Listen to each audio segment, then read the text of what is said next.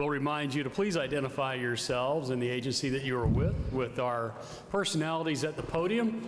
Remember, too, the lights are pretty bright up here, so it would help if you identified each time. That would be a great help. So, questions from the floor? Who wants it first for Coach Collins? We'll go front row here. Coach, right in front of you to your left. Okay. Coach, Dan Tortora, wakeupcalldt.com. Just what you can say about, I know going into Georgia Tech, you had to change the culture and obviously change what it looks like on the field. Where are things at, in your opinion, as you step into this season? Yeah, it's an exciting time. We've got 14 new guys that came in January. The way the culture is set up, the way how we approach our daily life in our organization, in our building, is completely set. They've done a great job bringing the guys in. Last year we had a bunch of true freshmen play, starting quarterback. Jeff Sims was a true freshman. Jameer Gibbs started for us at right tackle. Jordan Williams started for us as a true freshman. I think it was re-ranked as the 8th ranked recruiting class that played for us last year. Now this will be our second recruiting class full that will be reporting in 2 weeks, preseason camp. Just excited to get to work with them. And, Coach Corral, our head strength coach, does a tremendous job with our guys and how we work and how we're developed. And just excited to be back on the grass with them. Coach, we're going to slide the microphone to your left. It'll be about the 7th row in the middle. Okay. If he'll please stand. Thanks, sir. Kelly Quinlan, Jackets Online. Hey, Jeff. Just curious about NIL and kind of what your approach is and how you're kind of guiding your players through that process. Yeah, absolutely. I appreciate it, Kelly. Good to see you. And let me first say, this is the first picture in the last 3 days that I'm the tallest one on the picture. So I appreciate the ACC doing that. So I'm not clowning on social media about all my guys being so much taller than me. But anyway, I digress. I think one of the first things is just the mechanism that we have in place to educate our guys, put them in a really good position. We started a 404 Academy. We've had educational sessions in person via Zoom to educate them in every way that they can to market themselves, brand themselves, position themselves in this space to maximize all the opportunities. And I think those mechanisms are very important. The thing that I think is the most important, though, is our commitment as an organization to support our guys, be fully invested in this space, and help them maximize every single opportunity to elevate their brand, to position themselves through content, and living in the great city of Atlanta, all of the opportunities that they have available to them, and them understanding how deeply invested we are in this space for them. Coach, to your right, about the 4th row, 5th row right in the middle. Hey, Coach Collins, Chris Heidel from Herbison Radio in Baltimore. You have a kid who transferred from Maryland to you guys, this year. Talk about him coming to you guys, and what does he bring to the team? Because his father used to be a Morgan State head coach. Yeah, so we've got Ace, a linebacker. He'll be up here in just a little bit. 6'4", 235 pounds. The impact that he has made in our culture, in our locker room. We had every single player in the organization vote for the captains for the spring game. The 3 that are here with me today were voted captain. Ace was one of them, who is a transfer from the Big Ten and just has done a tremendous job learning our culture, enhancing our culture, elevating it, and just a tremendous young man. Great player, first and foremost, but an even better person, and how he comes to work every single day has been phenomenal. And then we got another transfer from the Big Ten, Kyrie Mcgowan from Northwestern, graduated from Northwestern University, played in 2 Big Ten championship games as a slot receiver, running back, wildcat, quarterback, kick return, punt return, all those things. And Kyrie has done a masterful job, work ethic, attention to detail, what it takes to take that next step in our program and in our development. So I'm fired up that we have both those guys with us. Coach, right in front of you to your left. Coach, looking at this offense and making that change, going through a COVID year obviously affects you trying to change exactly what Georgia Tech looks like. So where are things at as you head into the fall, and how much did the COVID year affect kind of what you were trying to do? Yeah, so we're excited about where we are. We had 3 true freshmen start for us on offense last year. Jordan Williams at offensive tackle, Jameer Gibbs at running back, Jeff Sims at quarterback, and just the growth and development that they've made in our program since January January is staggering. Dave Patton, our offense coordinator, his office is about 10 yards away from mine, and over the last 7 months, there's not been a day that I've walked past his office and Jeff Sims is not in that room. Watching tape, studying the playbook, learning defenses, learning the rotation of coverages, where the pressure's coming, how to redirect the protections.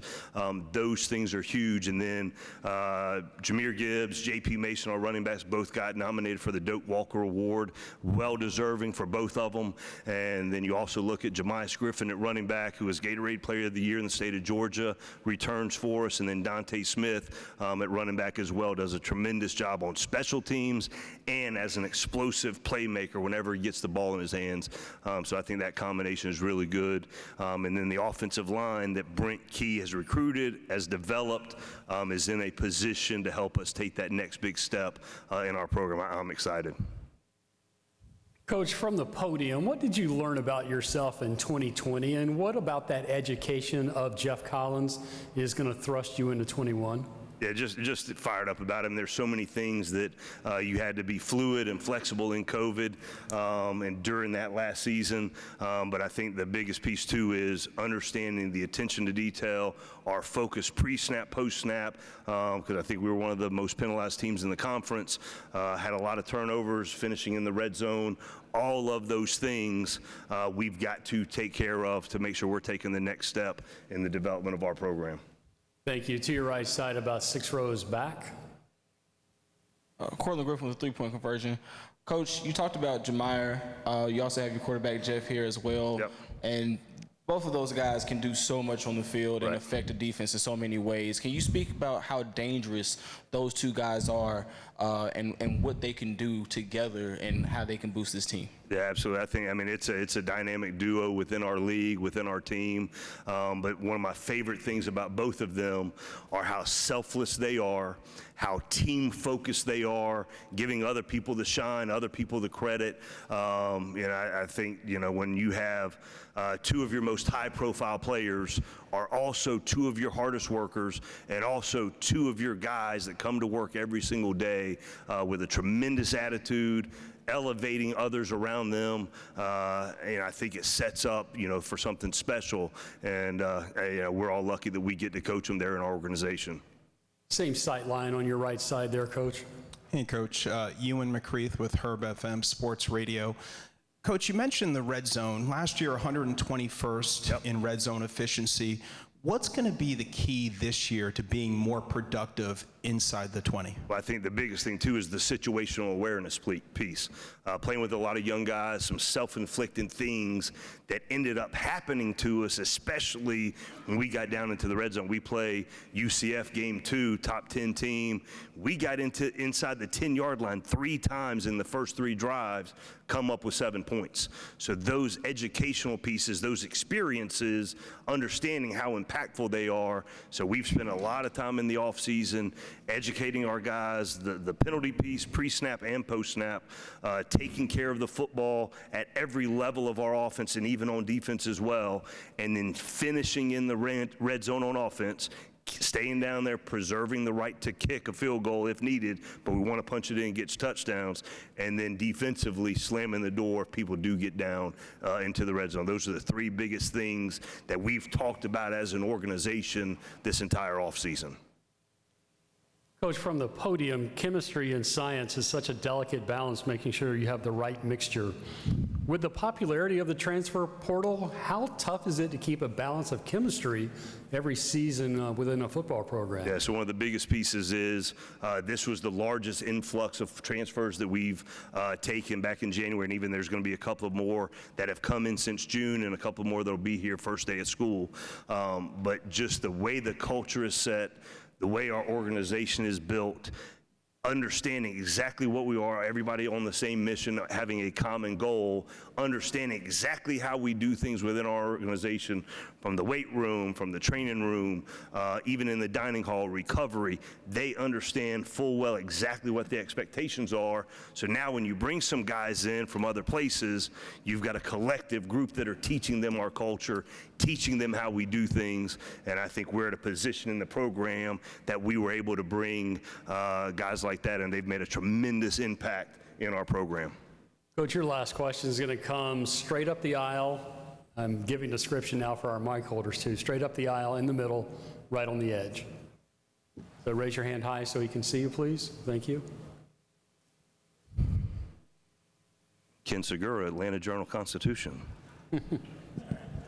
Jeff Collins, Georgia Tech football coach. You mentioned the offensive line, and I was curious. You talked about them wanting to take the next step. What does that look like for you in terms of, performance and production, that sort of thing? Yeah, absolutely. So since January, the making sure we're being able to interchange pieces across the front, just tremendous size that we've gained, either developed or through recruiting, and making sure that, a guy like Jordan Williams, who started almost exclusively at right tackle last season, gets some experience on the inside. Same thing with Ryan Johnson, him being able to do a couple of different things. So the position flexibility piece across the front five has been huge, and just having a full breadth and depth of our offense, schematics. We've got Brent Key, who's one of the top offensive line coaches in all of college football, has done a tremendous job recruiting and developing and building a culture within our culture that is really positive. And one of the biggest things that I said for 2.5 years in our organization is, once the big guys in our program are the leaders, setting the culture, setting the tempo, reinforcing all of our values, we've got a chance to be really, really good. And I think we're at that position right now with the trust, the work ethic, the ability to move people and to pass protect at a high level is going to pay off. So really excited about that group. Coach, thank you. We'll ask that you trade places with Allende, Absolutely. and we'll get him up to the podium for a few minutes. Folks, same protocol. Even though you may have introduced yourself as coach, please reintroduce yourself to our student athletes. Walking gingerly to the podium to make sure there are no missteps. And our first question for Allende, please. We've got it to our left, about 7 rows back. Hey, Ace, Kelly Quinlan, Jackets Online. I was just curious, you've kind of stepped into a huge role at Georgia Tech in a leadership position. Can you kind of talk about the development of yourself at Georgia Tech over the last 6-7 months? My teammates, they have welcomed me with open arms as soon as I came in the door on the first day. And so that's what really helped me to step into a leadership role, is just their support and them allowing me to step into a leadership role. And I just, since they allowed me to step into that leadership role, I just try to be the best leader I can for them. So it just all comes down to my teammates and everything. So I'm just so happy I get to play with them, and I just can't wait till we roll it out and we can play, and I can play with them. To your right, we're going to go about 5 rows back. Hey, Ace, it's Chris Heidel from Herbison Radio in Baltimore, right here. Oh. How you doing? Talk about your father. Your father was a well-known coach at Morgan State. What did he teach you growing up as a young boy, as a player, as a football player? I think at a young age I learned early that you have to fall in love with the process in this sport, the football, like the Saturdays and the games and the accolades and everything, that's fun, but that's only a couple times throughout the week, a couple times throughout your career. The process is really what makes great players great, and what separates you, and you just got to fall in love with the film watch and the recovery, the running, the workouts, the stuff that you get frustrated with when you can't do it. You got to fall in love with that type of stuff, and that's what makes you the best player you can be. And I feel like that's what he taught me at a young age. Right in front of you to your left. Dan Tortora, wakeupcalldt.com. Allende, going from Maryland to Georgia Tech, what made this the right fit for you? What made the most sense to come to Georgia Tech when you had so many different suitors? The situations matched up. David Curry, who was a great linebacker at Georgia Tech, great leader and everything, he was leaving, and it was a role there that was open and that I decided to step into, and just the situations and just the atmosphere, it just matched. When I talking to Coach Collins, Coach Thacker, talking to the guys, and it was just a match. I just felt like that's where I was meant to be. It just took me there, and I feel like it's one of the best decisions I'd have made in a long time to come here. Hey, Nate, let's stay on the first row, far left first row. Tyler Everett, Sports Business Journal. Do you feel like being in Atlanta opens up more opportunities with all that's going on in that market? Yeah. Given post NIL, what the doors that opens for you? Yeah, just Atlanta itself is just, even if you weren't a college football player, anything you do in the marketing, Atlanta is a good place for you just to get your name out there. You're gonna walk the streets of Atlanta and you'll see a famous person or a celebrity or somebody that can help you help yourself. And I just feel like with the NIL coming out and everything, I feel like Atlanta is a great place for marketing and just to go around. There's just so many people there and so many different types of people that you can get into a lot of stuff and everything, especially with the NIL and stuff. Andy, thank you. We will switch places now with Wanye. We'll bring him up for a few minutes. Ayinde gets my favorite quote of the day: "You have to fall in love with recovery." So well done. A few minutes with Wanye. Who would like the first question for our student athlete, please? We're going to start on the left side, about where we started a moment ago with Ayinde. Here we go. Thank you. Hey, Wanye, Kelly Quinlan, Jackets Online. What's up, man? What's up, Kelly? Just curious, kind of heading into this season last year was so difficult for you guys. Kind of just how's your whole mindset different right now, 2 weeks out from camp versus a year ago at this time?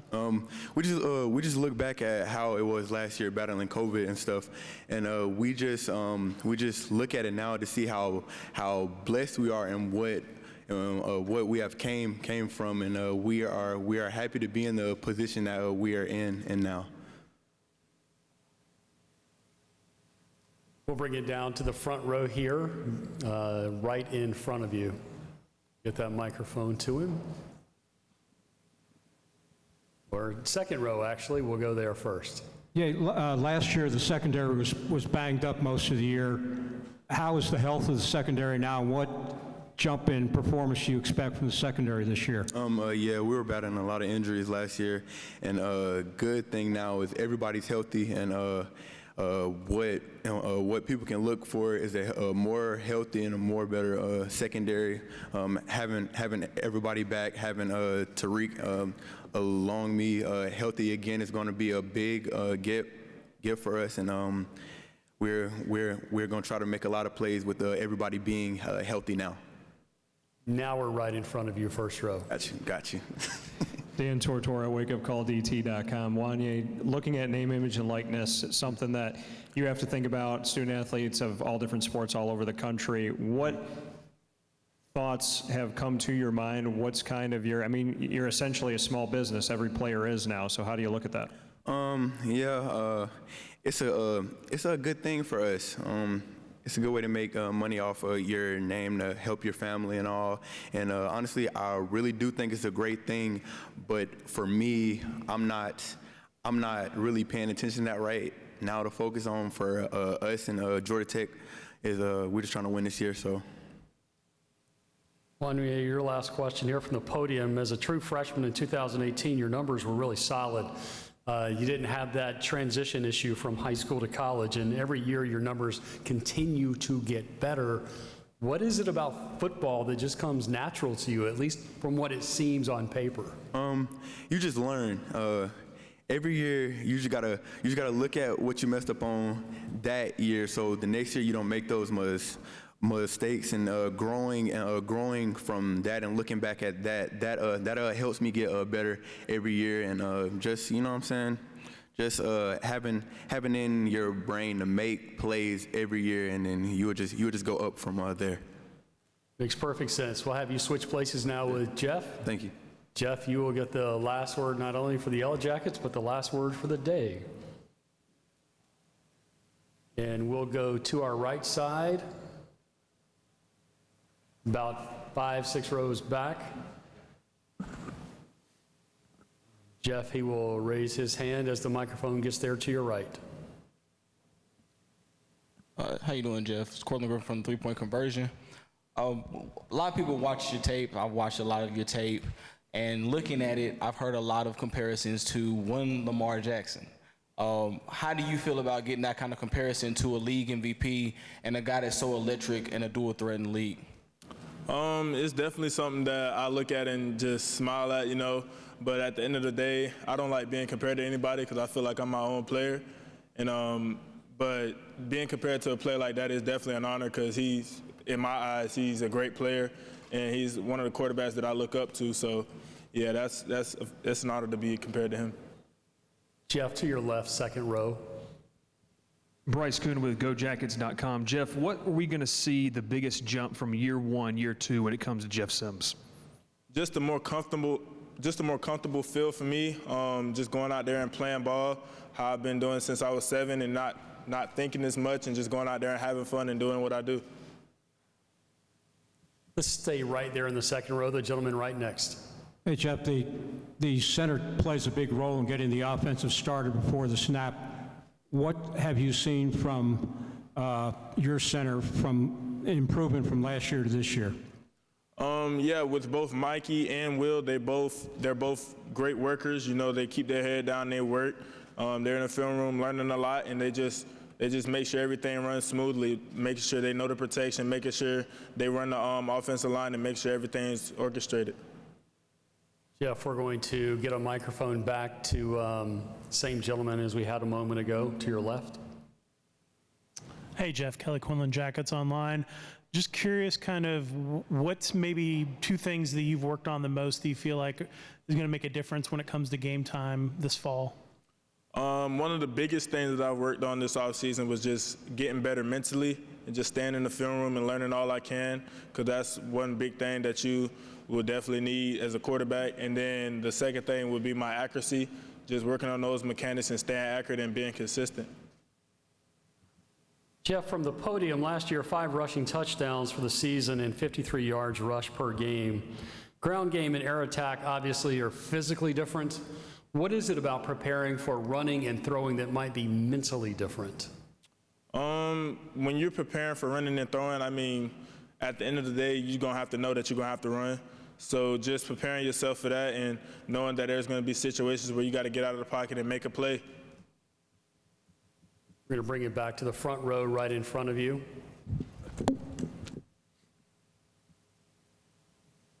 Dan Tortora, wakeupcalldt.com. Jeff, for you last season, is your experience as a college football player, you don't have fans out there. The strangest year that we've all had was your first year. So what did you take away from that, and what are you most looking forward to?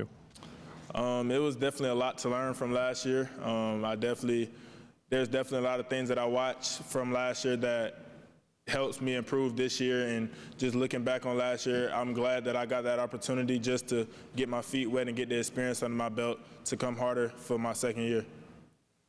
To the right side, about 5 rows back. Hi, Jeff. Ewan McCreath with Herb FM Sports Radio.